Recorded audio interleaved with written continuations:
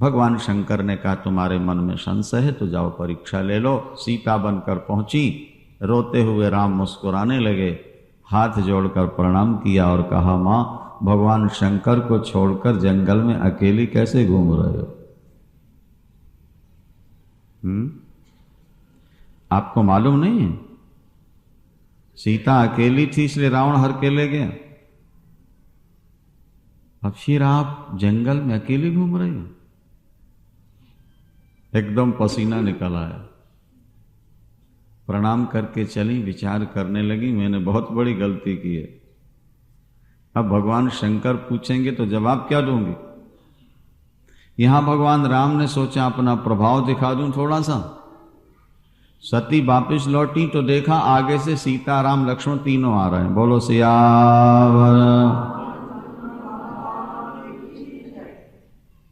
अरे पीछे तो राम लक्ष्मण के साथ रो रहे थे और आगे से तीनों आ रहे हैं, तो पीछे वाले कहां गए? जब पीछे मुड़ के देखा तो वहां भी तीन नजर आए।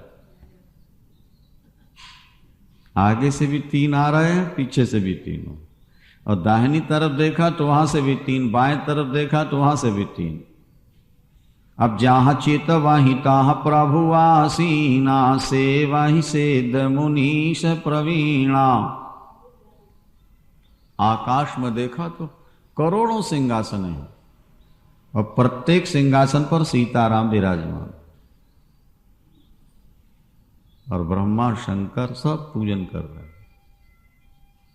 सती की आंखें बंद हो गई, बैठ। प्रभु मुझे विश्वास हो गया आप ईश्वर हो। फिर पर्दा डाल दिया माया का, अकेले राम और लक्ष्मण फिर दिखाई देने लगे और वो रो रहे हैं सीता के लिए। सती ने कहा मैंने कोई परीक्षा नहीं ली, केवल मत्था टेका, प्रणाम किया है। भगवान शंकर ने ध्यान किया, सारा चरित्र सामने आ गया। जो सीता बन गई वो मेरी मां के रूप में है, अब मैं कैसे स्वीकार करूं? अंत में निर्णय हुआ इस शरीर से सती से भेंट नहीं होगी, पत्नी के रूप में स्वीकार नहीं करूं।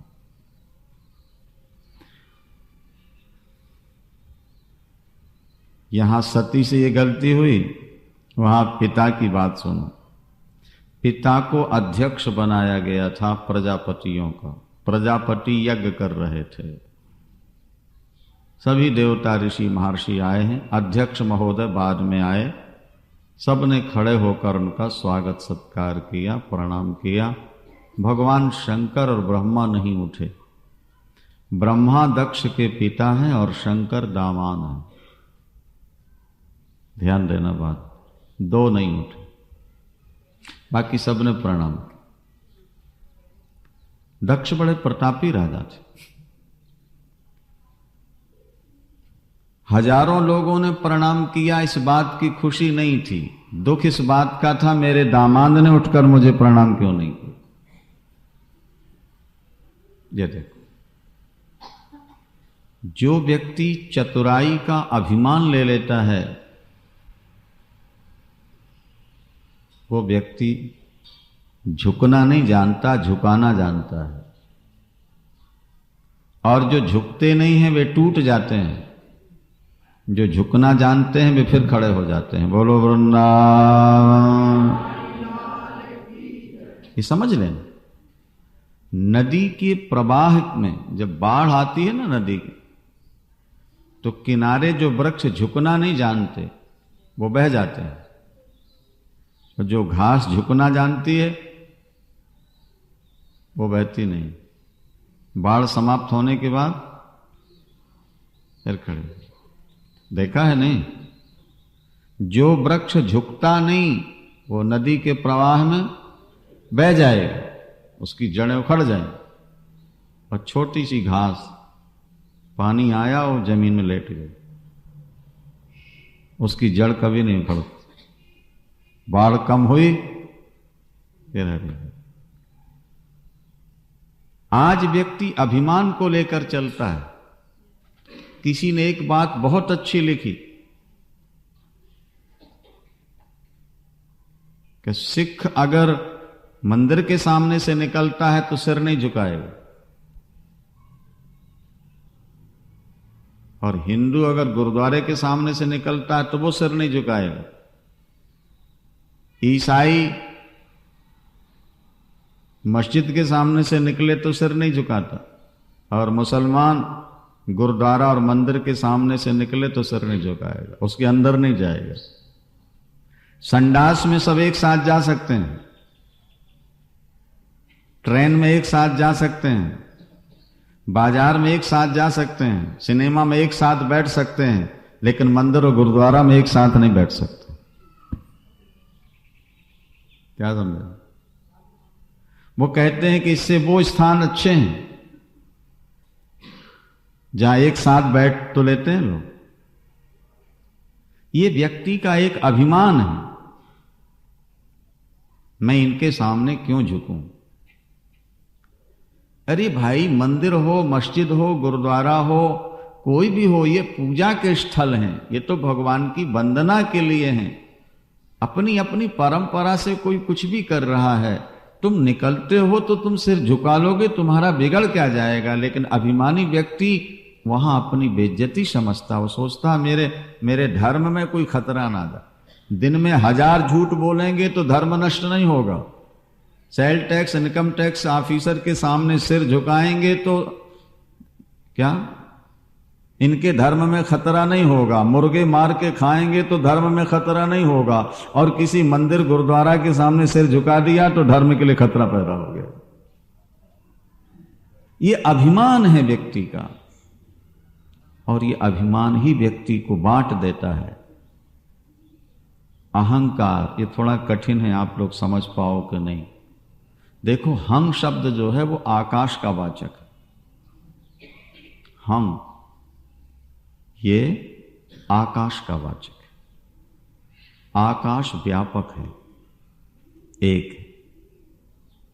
लेकिन हम के पीछे जब आ लग जाता है तो उसका अर्थ नहीं हो जाता है। आ शब्द का अर्थ नहीं होता। जैसे समर्थ और असमर्थ, ये व्यक्ति ये काम करने में समर्थ है और ये व्यक्ति ये काम करने में असमर्थ है, तो आ का मतलब नहीं होता है। समझ में आ गया? तो हन माने आकाश होता है। वेद भगवान कहते हैं कि तुम्हारी आत्मा या परमात्मा आकाश की तरह व्यापक है।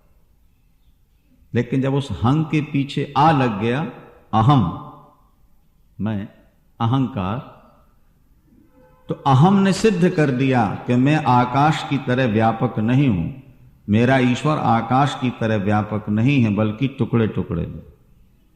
अहंकार क्या करता है? ईश्वर को और आत्मा को टुकड़े टुकड़े में बांट देता है, मेरा और तेरा खड़ा कर देता है।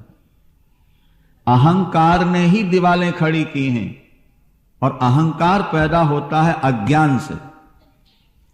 जब व्यक्ति के हृदय में अज्ञान होता है तो उसके दिल में अहंकार होता है, और जब अहंकार होता है तो दीवारें खड़ी होती हैं, लड़ाइयां होती हैं, वैमनस्यताएं होती हैं।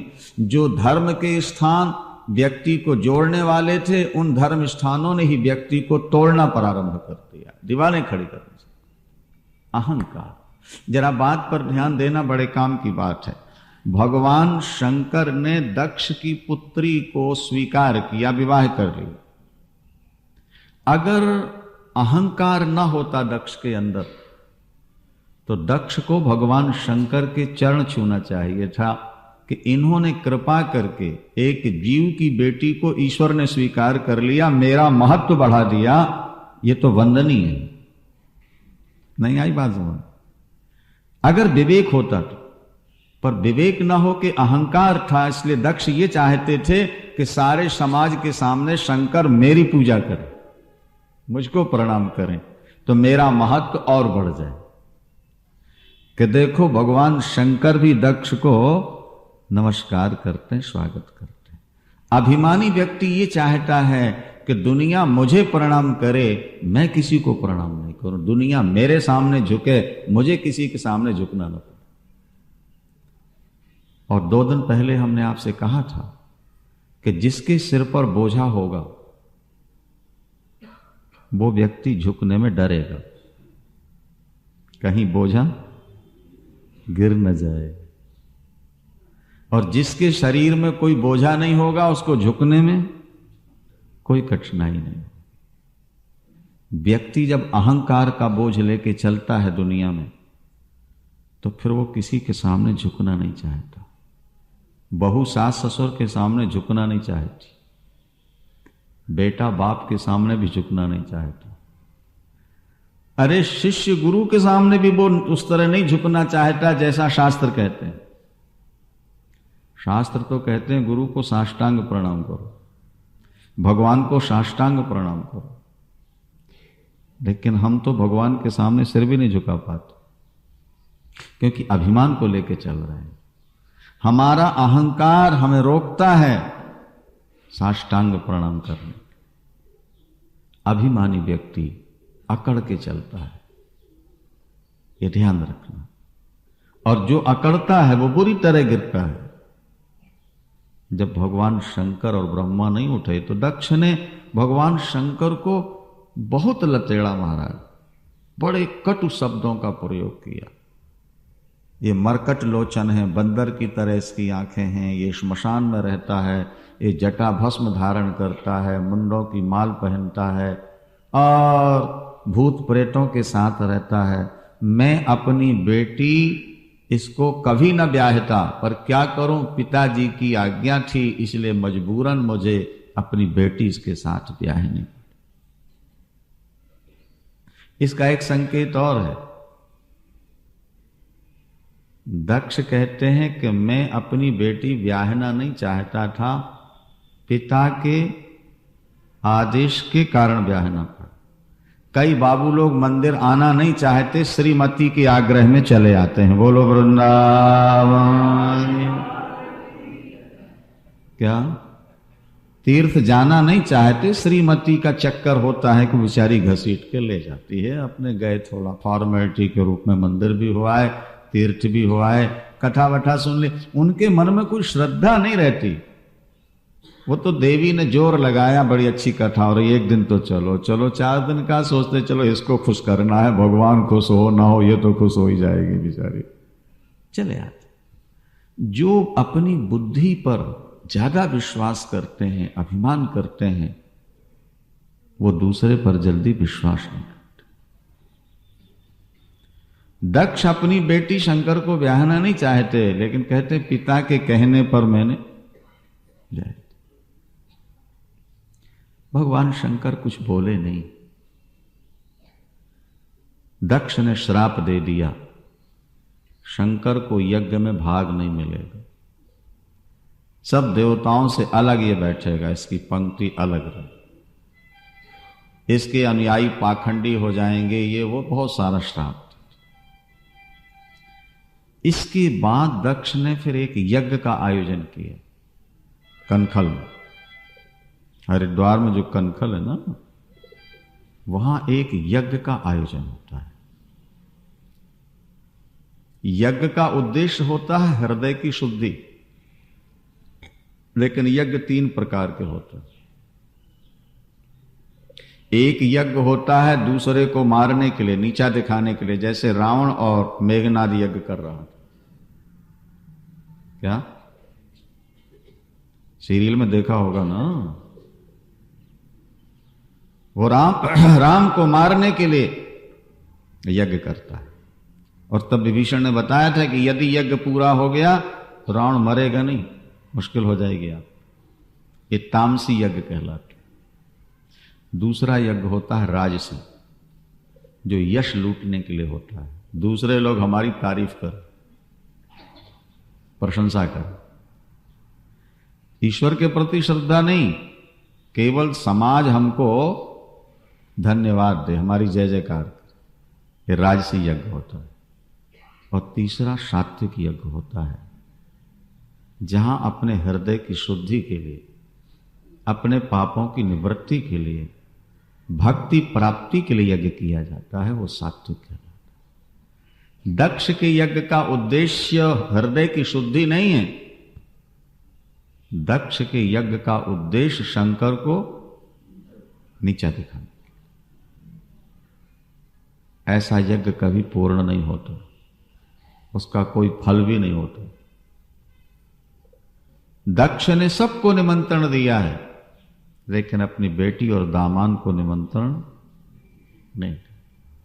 मैं दुनिया को ये दिखाना चाहता हूं कि मैंने जो श्राप दिया है उसका प्रारंभ ये हो रहा है। देखो सब देवता आए हैं और शंकर नहीं, बाइकाट। अच्छा, ब्रह्मा और विष्णु भी नहीं आए, यद्यपि उनके पास निमंत्रण गया था, लेकिन वे आए क्योंकि ये तीन देवता नाम तीन है, मूल में एक। जैसे आपके शरीर में पैर, हाथ और सिर, तीन नाम हो गए ना, पैर, हाथ और सिर, नाम तीन है लेकिन एक ही शरीर के तीन अंग हैं। इसी तरह भगवान एक ही है, नाम तीन है। भाई एक व्यक्ति डॉक्टर भी है, इंजीनियर भी है और वकील भी है, मान लिया जाए 3 डिग्री उसने प्राप्त कर ली, तो जब कोर्ट जाएगा तो लोग वकील साहब कह के पुकारेंगे क्या? डिस्पेंसरी में बैठेगा तो डॉक्टर साहब कहेंगे, और कोठी ओठी बनवा रहा होगा तो इंजीनियर साहब कहेंगे। तो क्या 3 नाम लेने से व्यक्ति 3 हो गए? अगर एक व्यक्ति में 3 गुण हैं तो वो 3 जगह 3 नाम से पुकारा जाता है। इसी तरह परमात्मा एक है लेकिन उसके नाम 3 हैं, ब्रह्मा, विष्णु और महेश। वो जब दुनिया को पैदा करते हैं तो ब्रह्मा कहलाते हैं वही, और जब दुनिया का पालन करते हैं तो वो विष्णु कहलाते हैं, और जब संहार करना होता है तो शंकर कहलाते हैं। तो जब शंकर को नहीं बुलाया तो ब्रह्मा विष्णु भी उस यज्ञ में नहीं आए, वो जानते थे कि यज्ञ पूर्ण नहीं हो। सती को मालूम पड़ा कि मेरे पिता यज्ञ कर रहे हैं, बहुत ध्यान से सुनेंगे, निमंत्रण नहीं आया। सती को मालूम पड़ा तो भगवान शंकर से कहती हैं, प्रभु चलिए ना यज्ञ में चलें। माता पिता के यहाँ का आकर्षण बहुत रहता है पत्नी में, नहीं? मायका बहुत मीठा लगता है। चलो, भगवान शंकर ने कहा निमंत्रण नहीं आया इसलिए नहीं जाना चाहिए। सती ने कहा माता पिता और गुरु के यहां यज्ञ में बिना बुलाए जाने में कोई हानि नहीं होती है, सती का तर्क है। भगवान शंकर का समाधान है कि ठीक है, माता पिता गुरु के यहां बिना बुलाए जाने में आपत्ति नहीं है, पर अगर विरोध मानते हो तो फिर बिना बुलाए नहीं जाना चाहिए। तदपि विरोध मान जहां कोई, कहां गए कल्याण न होई। अगर विरोध खड़ा हो गया है, क्योंकि समाज में अपमान हो जाना मरने से भी ज्यादा खतरनाक है। यद्यपि जग दारुण दुख नाना, पर सबते कठिन जाति अपमान। सती बात नहीं मानती और वो अकेली चल, आप जाओ न जाओ मैं तो अपने पिता के यहां जाऊं। यह आकर्षण देखो भाई जरा। अच्छा जी, सती जाकर के पहुंची पिता के यहां, पिता की भ्रगुटी चढ़ गई क्रोध में। ये बिना बुलाए क्यों आई? किसी ने सम्मान नहीं किया। यज्ञ मंडप में देखा सभी प्रधान देवताओं की वेदियां बनी हैं, लेकिन शंकर के लिए कोई स्थान नहीं। सती को क्रोध आ गया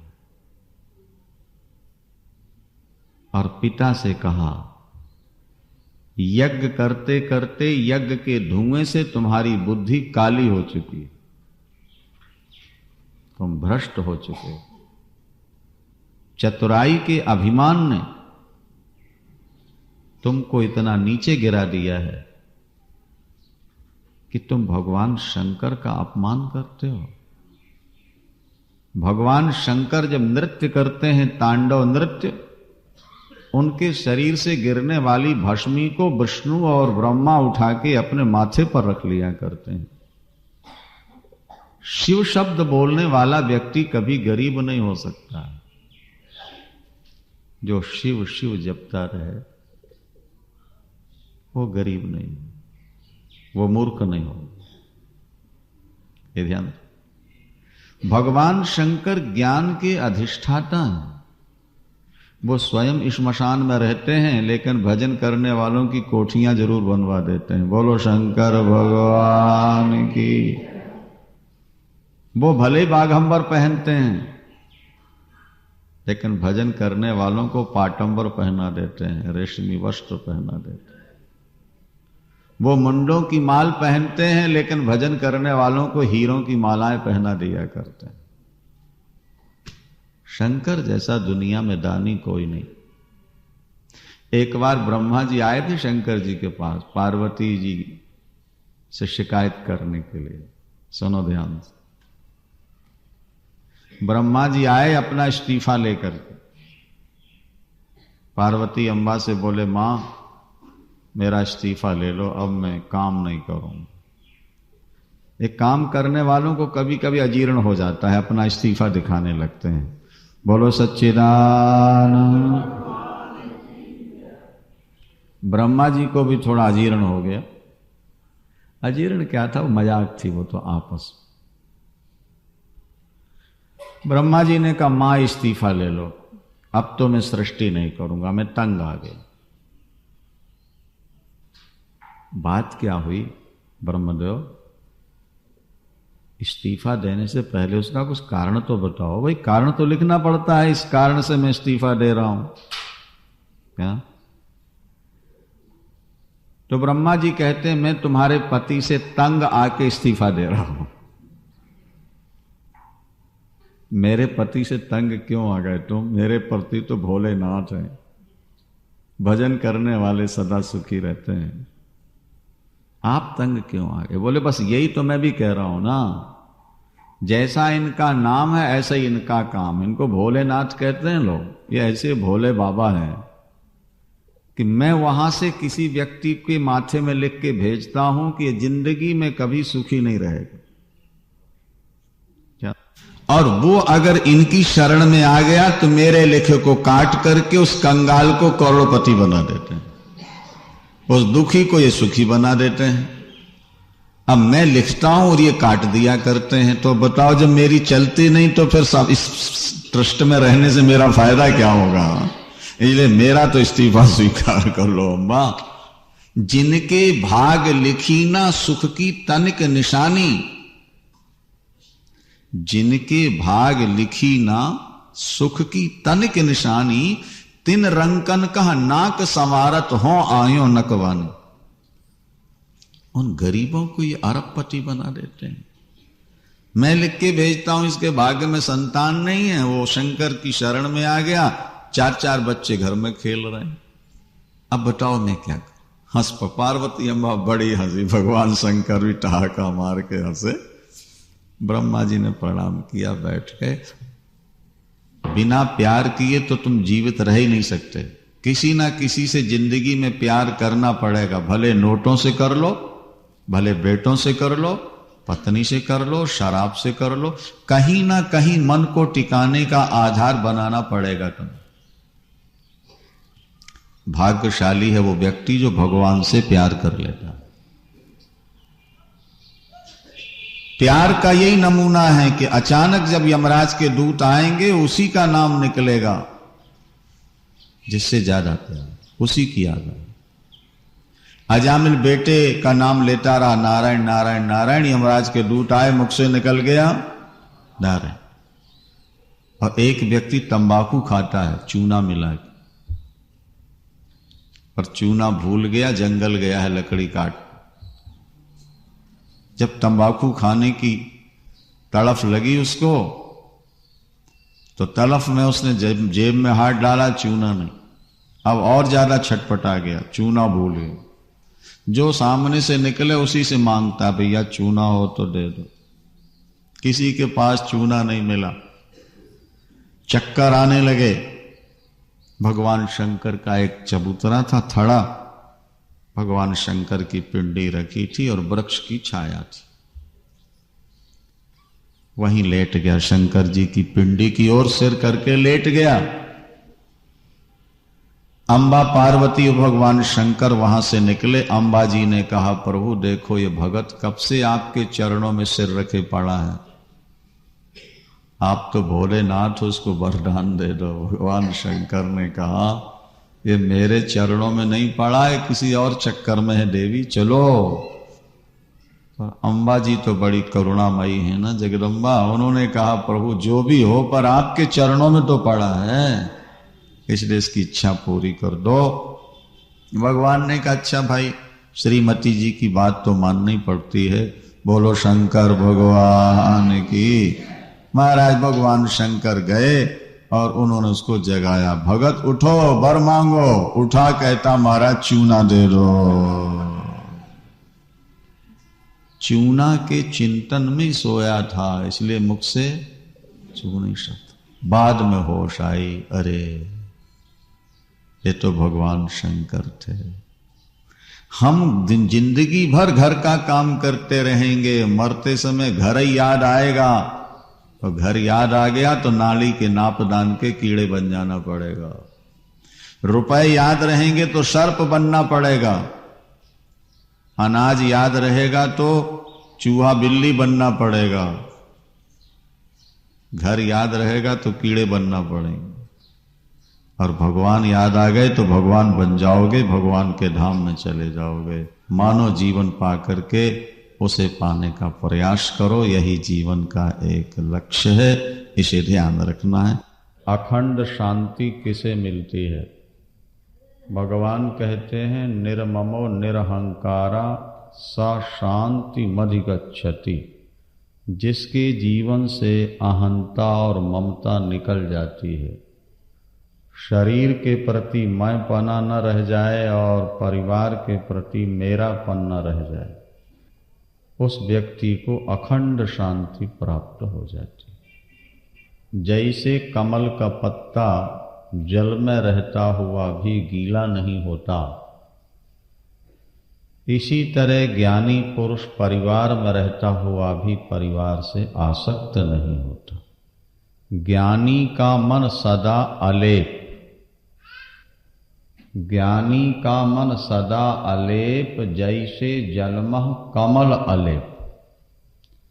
लिप्यते नश पापेनो पद्म पत्रो मिमां भषा। कमल का पत्ता जल से ही पैदा होता है और 24 घंटे जल में ही रहता है, लेकिन गीला नहीं होता। हमारे आपके लिए एक संकेत है कि हम भी गृहस्थ जीवन में ही पैदा हुए हैं, गृहस्थ से ही पैदा हुए और गृहस्थी में रह रहे। हमारे जीने की कला यही है कि हमारे मन में परिवार की आसक्ति हो। गोस्वामी तुलसीदास जी भी कुछ ऐसा ही कहते हैं, तुलसीदास मैं मोर गए बिनु, तुलसीदास मैं मोर गए बिनु, जीव सुख कबहु न पावे। ये क्षणिक सुख सुख नहीं कहलाता भैया। सुख उसे कहते हैं जिसके पीछे दुख न लगाओ, और जीवन उसे कहते हैं मृत्यु जिसके पीछे न हो, और संयोग उसे कहते हैं जिसके पीछे वियोग न हो।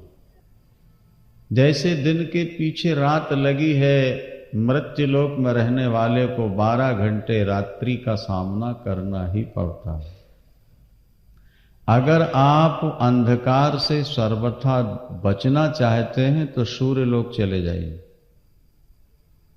सूर्य मंडल के समीप पहुंच जाए, रात्रि का कभी दर्शन नहीं होगा।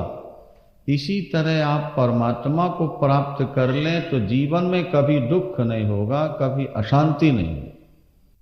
अन्यथा जीवन के साथ मृत्यु, संयोग के साथ वियोग और सुख के पीछे दुख लगा हुआ है। संसार में दुख नहीं है, ये भी समझ लो। दुख अपने कच्चे मन में है। दुख और सुख की जो भावना है वो मन में होती है। वही व्यक्ति को दुखी और सुखी बनाता रहता है। भजन करते करते, सत्संग करते करते, गुरु गोविंद की सेवा करते करते बुद्धि निर्मल हो जाए और परिवार से मन हट जाए, फिर परिवार में रहते हुए भी कोई हानि नहीं। क्या ऐसा हो सकता है कि हम परिवार में रहें और मन परिवार में न रहे? जरूर हो सकता है। किसी का हुआ है, बहुतों का हो गया है। माता कुंती के मन में हर्ष शोक नहीं हुआ वरदान मिल जाने के बाद। गुरु नानक देव जी हैं, कबीर हैं, नरसी हैं, नामदेव हैं, ये सब गृहस्थ संत थे, जीवन भर घर में रहे। गुरु गोविंद सिंह जी महाराज के 4 पुत्र मारे गए, 4 ही थे। 2 युद्ध में मारे गए, 2 दीवार में चुनवा दिए गए। लोगों को बड़ा दुख था, बड़ी पीड़ा थी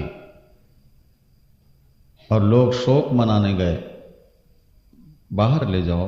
गुरु गोविंद सिंह जी महाराज के 4 पुत्र समाप्त हुए। लोग उनके पास शोक मनाने गए, अफसोस मनाने गए। वाहे गुरु, आपके 4 थे, 4 समाप्त हो गए। मुस्कुरा के गुरु गोविंद सिंह जी महाराज ने उत्तर दिया, 4 मुए तो क्या हुआ, जीवत कई हजार। शिष्य भी तो पुत्र के समान है। धर्म की रक्षा के लिए समाप्त हुए। आत्मा तो अजर अमर है, आत्मा की तो मृत्यु होती नहीं। और शरीर मिट्टी का पुतला है, ये सदा रहता नहीं। मिट्टी से बना, भिसक के मिट्टी में मिल गया। आत्मा नित्य तत्व है। गुरु गोविंद सिंह जी महाराज ने साफ कह दिया, मैं उस परम पुरुष का दासा,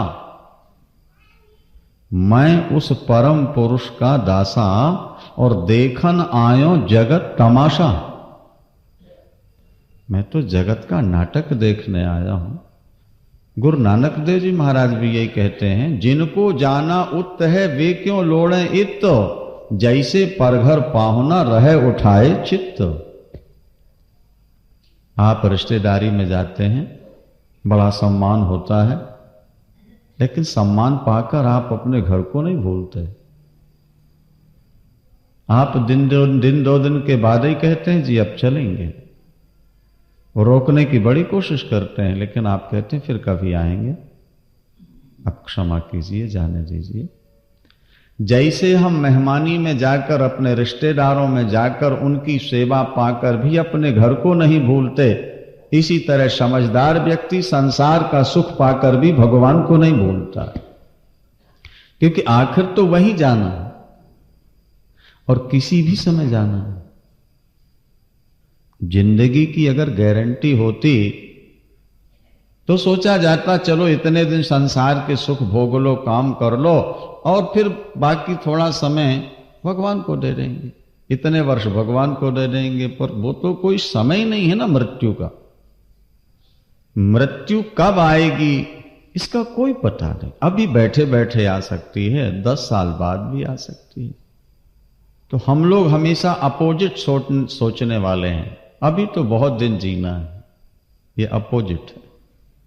नहीं नहीं, ऐसा सोचो कि मृत्यु ने हमारा गला दबा रखा है और दुनिया से हम जाने वाले हैं, इसलिए जाने से पहले कुछ कर जाएं। बोलो वृंदावन।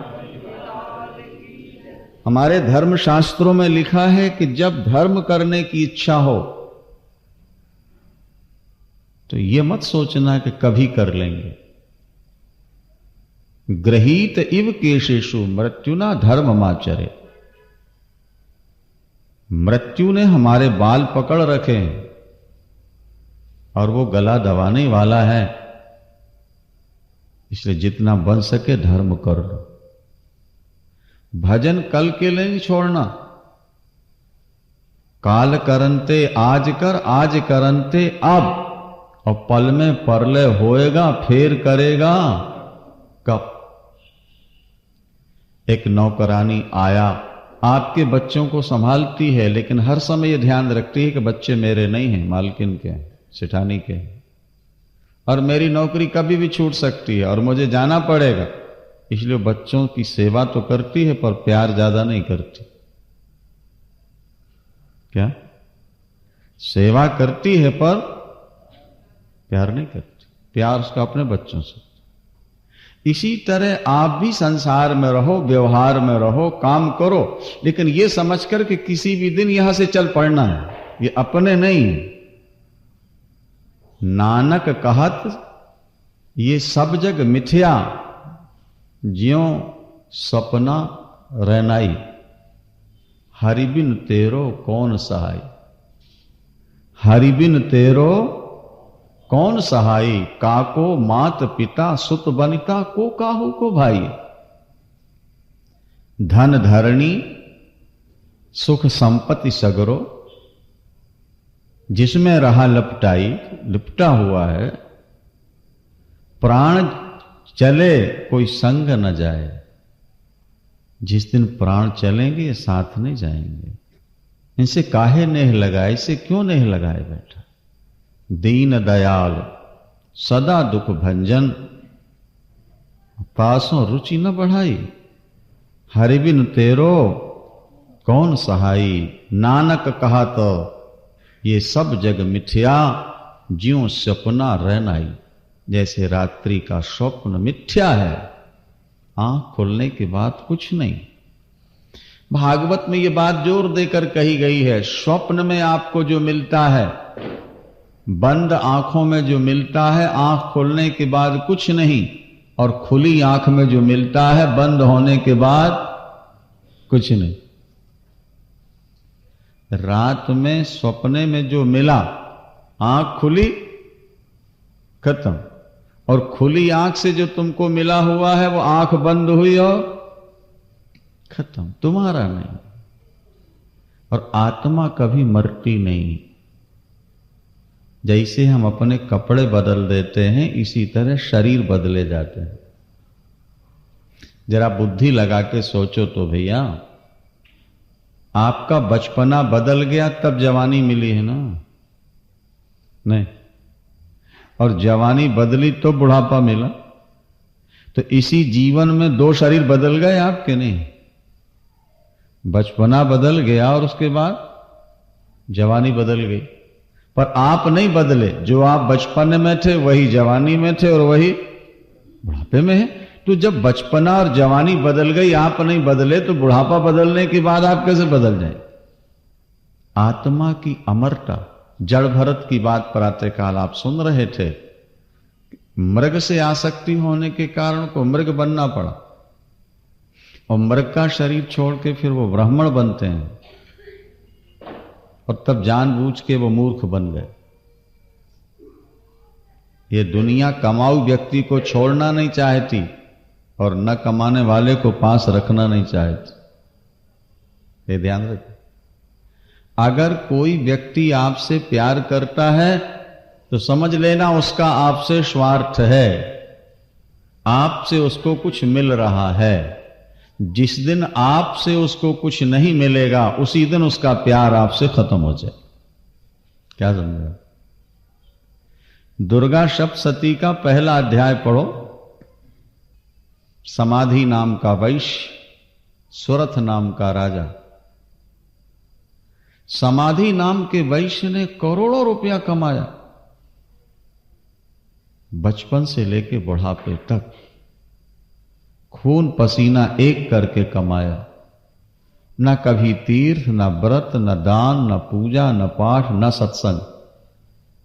पैसा पैसा पैसा कमाते कमाते जब ज्यादा कमा दिया, बेटे लायक हुए, दुकान संभाल ली, शादियां हो गईं। बेटों ने बाप को धक्का मारकर घर से निकाल दिया। पुत्र दारैर निरस्तश्चो धन लोभाद साधु। और वो पत्नी जिसने लामा फेरे किए थे ना साथ में, वो बेटों के पक्ष में हो। पुत्र दारई, दारा माने पत्नी। क्या? पुत्र दारैर निरस्तश्चो। पुत्र और पत्नी ने मिलकर के बाप को घर से, पति को घर से पत्नी ने भी निकाल दिया, जाओ। जब तक तुम कमा रहे हो, सोर नार मुनि साब की यह रीति, अरे सोर नार मुनि साब की यह रीति, क स्वार्थ लाग करें सब प्रीति, और हेतु रहित जग जुग उपकारी, तुम तुम्हार सेवक असुरारी, के स्वार्थ मीत सकल जग माही, और सपुण्य हूँ प्रभु परमारथ नाही। स्वार्थ मीत, दुनिया में जितने मित्र बने हैं स्वार्थ को लेकर। याज्ञवल्क्य अपनी पत्नी से कहते हैं, गार्गी, पत्नी पति से प्यार करती है, पति के लिए नहीं, अपने सुख के लिए पति से प्यार करती है। नवा अरे पत्यु कामायो पति प्रियो भवति, आत्मनस्तु कामायो पति प्रियो भवति। अगर पत्नी पति से प्यार करती है तो नपुंसक पति से भी उसका प्यार होता, न कमाने वाले पति से भी प्यार होता, तो मालूम पड़ता है कि पति से प्यार। मानना पड़ेगा कि पत्नी का अगर पति से प्यार है तो अपने सुख के लिए, क्योंकि यह कमा के हमें खिलाता है और विषयों का सुख भी मिलता है। पति अगर पत्नी से प्यार करता है तो वो भी अपने सुख के लिए प्यार करता है, पत्नी के लिए प्यार नहीं करता। बोलो वृंदावन। क्या? अच्छा ये बताओ, हम और आप नोटों से प्यार करते हैं, नोटों को सुख देने के लिए कि नोटों से सुख लेने के लिए? बोलो, लेने के लिए। तो जैसे हम नोटों से सुख लेने के लिए नोटों से प्यार करते हैं, इसी तरह पत्नी पति से सुख लेने के लिए पति से प्यार करती है, पति पत्नी से सुख पाने के लिए पति पत्नी से प्यार करता है। हर व्यक्ति अपनी आत्मा को सुखी बनाने के लिए दूसरे को अपना बनाता है। जो हमारी आत्मा के विरुद्ध होगा हम उसको बिना किसी हिचकिचाहट के छोड़ने को तैयार हो जाते। इसलिए इस झूठे संसार से प्यार नहीं करना। प्यार करना तो केवल परमात्मा से। जड़ भरत मूर्ख बन गए। जब कमाऊंगा नहीं तो घर में कोई रखेंगे नहीं। थे बड़े विद्वान, बड़े ज्ञानी, उनको 3 जन्म याद थे महाराज। भरत थे, उनके नाम से देश का नाम भारत पड़ा है, और उसके बाद मृग बने और अब ब्राह्मण बने। 3 जन्म याद, लेकिन मूर्ख बन गए। जो पढ़ाया जाए उल्टा ही बोलते थे, जो पवित्रता के नियम बताए जाए उल्टा ही करते थे। 4 महीने तक गायत्री मंत्र रटाया गया लेकिन सुनाई नहीं दोबारा। याद हो गया, सुना था। क्यों? इसलिए कि ये लोग मुझको मूर्ख समझ के घर से निकाल, ताकि मैं निश्चिंत होकर परमात्मा का चिंतन कर लूं। दुनिया से प्यार नहीं करूंगा, क्योंकि मृग से प्यार करके मैंने देख लिया, भगवान को पाने निकला था और मृग बन गया। आसक्ति ही खतरनाक है, पदार्थ खतरनाक नहीं है, ये आप समझ लें। न पत्नी खतरनाक है, न पुत्र खतरनाक है, न धन खतरनाक। खतरनाक है तो आसक्ति, और आसक्ति होती है अज्ञान से। इसलिए अज्ञान को काट दो, ज्ञान प्राप्त कर लो गुरुओं से। जब अंदर ज्ञान रहेगा आसक्ति नहीं होगी, आसक्ति नहीं होगी बंधन नहीं होगा। आसक्ति ही बंधन है, आसक्ति ही पुनर्जन्म। आसक्ति छोड़ दो, परमात्मा को प्राप्त कर लो। लंबी कथा सार आपको बता दें, विस्तार का समय नहीं है। देखो, जड़ भरत को उनके पिता की मृत्यु के बाद घर से निकाल दिया। भाभियों ने कहा इसको रोटी नहीं देंगे। क्यों? कमाता नहीं। अंत में खेत की रखवाली के लिए नियुक्त किया गया। बड़े खुश थे, एकांत में भजन करेंगे। अब खेत पर बैठे। अच्छा, भाभियां क्या करती थी? जो सड़ा गला भोजन होता था वो खाने को भेज देती थी।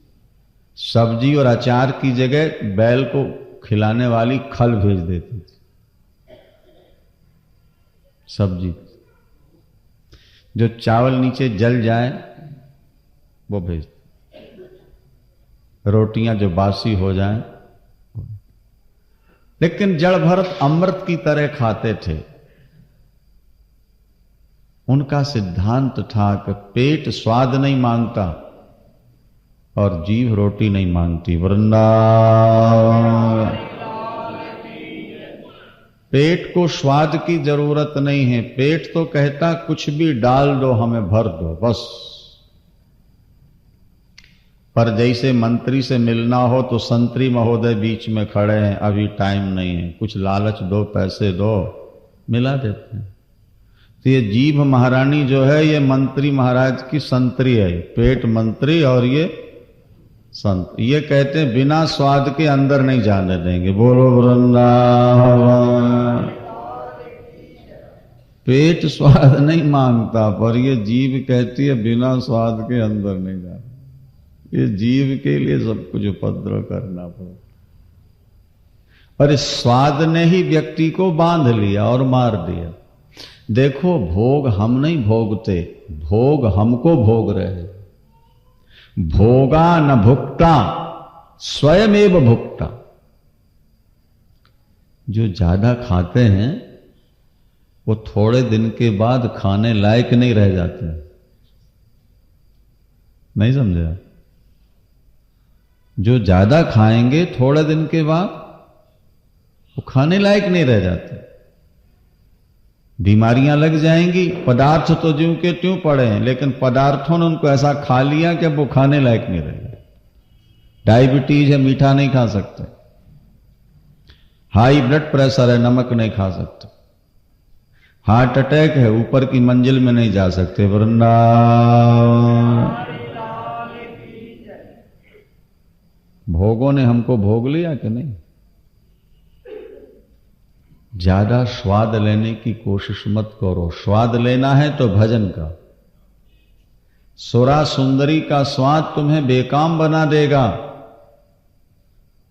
गुरु नानक देव जी से कहा, ताजी ताजी शराब निकाली है बाबा, पी लो। क्या होगा? रे वो मस्ती आएगी, दुनिया भूल जाओ। कब तक के लिए? सुबह तक। फिर सुबह आके फिर पी जाना। फिर कब तक के लिए? शाम तक। उसके बाद फिर आके पी जाना। गुरु नानक देव जी ने कहा नहीं, हम ऐसा नशा नहीं पीना चाहते भैया जो शाम को पिए सुबह उतर जाए, और सुबह पिए भांग धतूरा काहिरा उतर जात प्रभात, नाम खुमारी नानका चढ़ी रहे दिन रात। हम तो नाम का नशा करते हैं। हम तो नाम जपते हैं अपने ईश्वर का। हरि का नाम जपो मन मेरे, नानक पावो सुख गए। जब विषयों का स्वाद छोड़ दोगे बाबा तो भजन का स्वाद मिलने लगे। दो मकोड़ों में मित्रता हो गई। मकोड़े नहीं होते, काले काले कीड़े घरों में घूमते रहते। एक रहता था नमक की खान में और दूसरा रहता था चीनी के बोरे में। सेठ जी के यहां चीनी की एजेंसी थी, उनके बोरे में रहते। दोनों में मित्रता हो गई। नमक की खान वाले मकोड़े ने चीनी के बोरे में रहने वाले मकोड़े को निमंत्रण दिया, आओ हमारे यहां नाश्ता करो, भोजन करो, पार्टी। क्या? जब वो पहुंचा तो नमक की डली रख दी, बोले ये खाओ। अरे चीनी खाने वाला नमक क्या खाएगा मकोड़ा? बड़ी गिलानी हुई। उसने कहा अच्छा मित्र कल हमारे यहाँ आओ। तो नमक का मकोड़ा और कीड़ा वहां पहुंचा, चीनी मीठा खाने तो लगा लेकिन उसने तारीफ नहीं की। हाँ, तो चीनी वाले मकोड़े ने सोचा कि नमक खाने वाला चीनी खाए और वाह वाह न करे। ये बात समझ में नहीं आई, कुछ कारण होना चाहिए। बोले मित्र सही सही बताओ, चीनी में स्वाद कैसा लगा? बोले हाँ ठीक ही है। बोलो वृंदावन। कई लोग कथा की बड़ी तारीफ करेंगे और कई ऐसे भी आते हैं जो आके सो जाते हैं और जाते समय कहते हैं हाँ ठीक ही है, खास बात में। कथा में आके सो जाओ या संसार को साथ लेके आ जाओ, कथा में आनंद नहीं आएगा आपको। मकोड़े से पूछा कि तुम चीनी खाकर भी तारीफ क्यों नहीं करते, क्या कुछ साथ लाए हो? उसने कहा देखो मित्र से कपट नहीं करना चाहिए, झूठ नहीं बोलना चाहिए। मैं जब वहां से चला था तो नमक की डली साथ लेके आया था मुंह में, इसीलिए कि वहां अगर भोजन नहीं मिला कुछ देर तो नाश्ता तो कर ही लूंगा। अरे बोले इसीलिए चीनी का स्वाद नहीं मिला, जरा मुंह साफ करो। उस मकोड़े का मुंह साफ करा के जब चीनी चटाई महाराज नाचने लगा खुश होकर, अरे वाह इतनी मिठास, अब तो छोड़ के जाऊंगा नहीं कभी नमक की खान में, वहीं रम गया। अगर आपको भगवान का भजन मीठा नहीं लगता तो ये भजन का दोष नहीं है, ये आपके पापों का दोष है, आपके मन का दोष है। आपका मन संसार में फंसा हुआ है, आप यहां बैठकर भी संसार की ही बातें सोचते रहते हैं। अन्यथा अगर एक बार भजन में आपको स्वाद मिल जाए, दुनिया के सारे स्वाद फीके हो जाए। जो तो ही राम लगत मीठे, सब रस अनरस हो जाते, खटरस होते सीठे। जो तो ही राम लगत मीठे। पर यह भजन करते करते मिठास आ जाती है। जड़ भरत ज्ञानी भक्त हैं, आत्मा को शरीर से अलग मानते हैं, संसार से नाता नहीं और शरीर को अपना माना नहीं। बस देखो जब तक परिवार को अपना मानते रहोगे, शरीर के साथ जुड़े रहोगे, तब तक घर की समस्याओं से आप कभी मुक्ति नहीं पा सकोगे, कभी चिंता से आप मुक्ति नहीं पाओगे। पीस ऑफ माइंड जो आप चाहते हो ना, अरबों रुपया कमा लो भैया, नहीं मिले। गरीब कहे धनवान सुखी है, और धनवान कहे सुख राजा को भारी। अपने से आगे वाला सुखी दिखता है, ये प्रकृति का नियम है। पर ये कभी नहीं सोचते कि अगर वो सुखी हैं तो परेशान क्यों हैं, रात दिन दौड़ क्यों रहे हैं। गरीब कहे धनवान सुखी है, धनवान कहे सुख राजा को भारी। और राजा कहे चक्रवर्ती सुखी है, चक्रवर्ती कहे सुख इंद्र को भारी। तो इंद्र कहे चतुरानन सुखी हैं, चतुरानन कहे सुख विष्णु को भारी। और तुलसी जी अजान विचार कहे, सिया राम भजन बिन जीवो दुखारी। अरे वेद पुराण पढ़े सिगरे बिगरे, सब पेट उपायनों में।